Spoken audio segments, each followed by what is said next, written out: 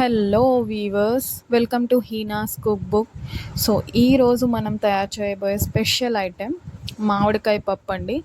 So summer start అయిపోయింది, మనకి మామిడికాయలు అవైలబుల్లోకి వచ్చేసాయి కాబట్టి సో ఈరోజు మనం పచ్చి మామిడికాయ పప్పు ఎలా తయారు చేసుకోవాలో చూద్దాము.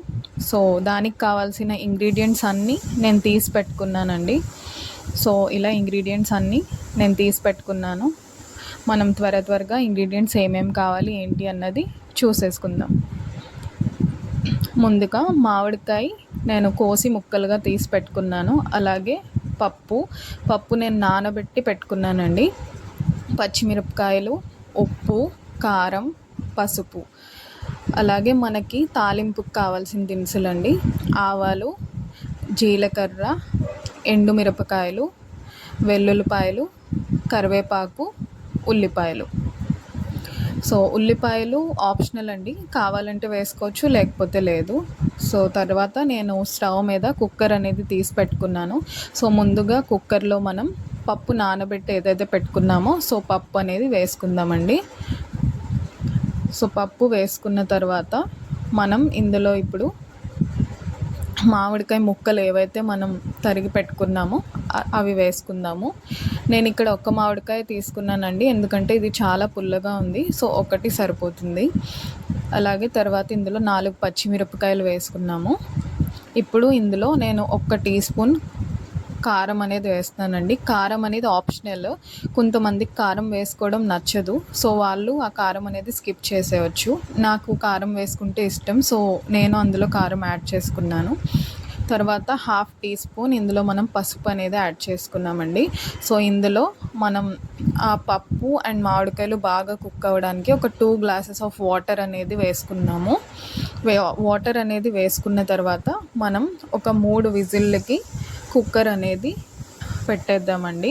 సో మీ కుక్కర్లో ఎన్ని విజిల్స్కి అయితే పప్పు కుక్ అవుతుంది అనేది మీకు బాగా తెలుస్తుంది కాబట్టి సో దానికి ప్రకారం మీరు విజిల్స్ అనేవి వేయించుకోండి. సో ఇలా మన పప్పు అనేది తయారైపోయింది. ఇప్పుడు మనం తాలింపు వేసుకుందాము. సో ఒక పాన్లో నేను 3 టేబుల్ స్పూన్లు ఆయిల్ వేసుకున్నాను. అందులో ఉల్లిపాయలు ఏవైతే నేను కట్ చేసి పెట్టుకున్నానో వేసుకున్నానండి. ఉల్లిపాయలు కూడా ఆప్షనల్, కొంతమందికి ఉల్లిపాయలు అనేవి నచ్చవు వేసుకుంటే. సో ఉల్లిపాయలు కూడా మీరు కావాలంటే వేసుకోవచ్చు లేకపోతే లేదు. సో ఉల్లిపాయలు డార్క్ బ్రౌన్ కలర్ వచ్చే వరకు మనం వేయించుకోవాలి. సో ఉల్లిపాయలు ఇలా వేయించుకున్నప్పుడు మనం ఇందులో ఆవాలు యాడ్ చేద్దామండి. సో ఇక్కడ నేను 1 టీ స్పూన్ ఆవాలు అనేవి యాడ్ చేశాను. ఆవాలు యాడ్ చేశాక నేను ఇక్కడ 1 టీ స్పూన్ జీలకర్ర అనేది యాడ్ చేస్తున్నాను. సో ఇలా 1 టీ స్పూన్ జీలకర్ర అనేది యాడ్ చేశాను. సో ఇది బాగా అందులో వేగాలండి నూనెలో. సో ఇలా వేగుతున్నప్పుడు అందులో నేను ఏదైతే గార్లిక్ క్లోవ్స్ తీసి పెట్టుకున్నానో నేను వెల్లుల్లిపాయలు తీసి పెట్టుకున్నానండి, తొక్క తీసి. సో అవి అందులో వేసి వేయించుకుంటున్నాను. ఇలా మనకి ఇవన్నీ కలిపి మనం వేయించుకున్నప్పుడు ఇందులో ఇప్పుడు మనం ఎండుమిరపకాయలు ఏవైతే పెట్టుకున్నామో అవి వేసుకుందామండి. సో ఎండుమిరపకాయలు నేను 4 ఎండుమిరపకాయలు కట్ చేసి పెట్టుకున్నాను. అలాగే ఇందులో కరివేపాకు కూడా యాడ్ చేసుకున్నాము. చూడండి మనకి ఉల్లిపాయలు కూడా వేగిపోయాయి. సో ఇప్పుడు మన పప్పు అనేది రెడీ చేసి పెట్టుకున్నాం కదా, ఆ పప్పు అనేది ఇందులో వేసేసుకుందాము తాలింపులో. సో ఇలా పప్పు అనేది మనం తాలింపులో వేసుకున్న తర్వాత అది ఒక్కసారి మొత్తం అలా కలుపుకొని మనం ఇందులో ముందు ఉప్పు అనేది యాడ్ చేసుకోలేదండి. సో ఉప్పు అనేది ఇప్పుడు మనం యాడ్ చేసుకుందాము. నార్మల్గా ఉప్పు అనేది పులుపుకి ముందే తగిలితే మన పప్పు అనేది త్వరగా మనకి మెత్తపడదు. సో అందుకని అప్పుడు యాడ్ చేయలేదు. ఇప్పుడు నేను ఉప్పు అనేది యాడ్ చేసుకుంటున్నాను. సో టేస్ట్కి సరిపడగా ఉప్పు అనేది మీరు యాడ్ చేసుకోండి. ఉప్పు యాడ్ చేసుకున్న తర్వాత ఒకసారి అలా కలుపుకుంటే మన పప్పు అనేది రెడీ అయిపోతుందండి.